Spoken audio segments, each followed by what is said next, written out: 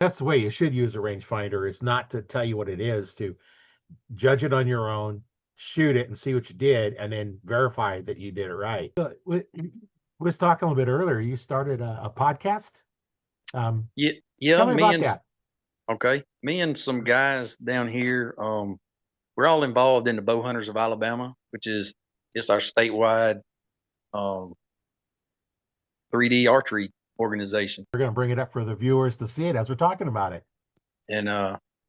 And BHA is also we also have a ASA chapter involved with them too, at the state level.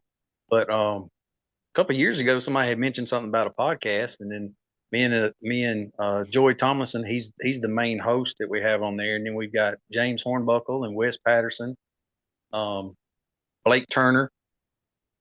Um, because we're scattered all over the state, so it's with us having us more than one person doing it. If we go to a shoot and the other guys aren't there, we can still do a podcast.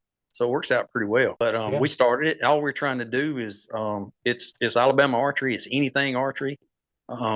Most of our episodes have been mainly on 3D competitions because that's what we were doing when we started it back in, I think, June.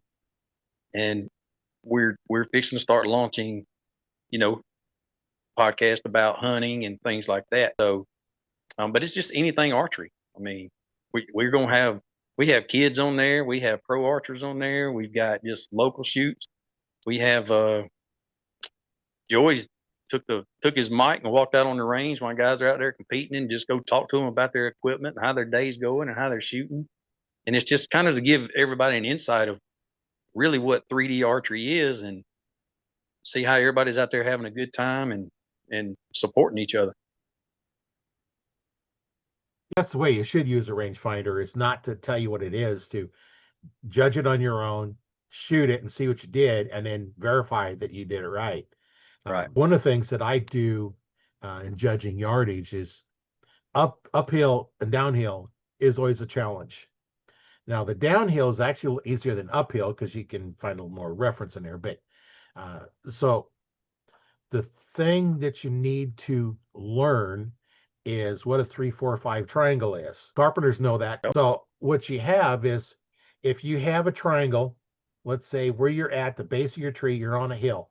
So that takes you up, say, 40 yards. And now where the trail is going straight line, for if you could go straight down to the level of the trail, is at 30 yards.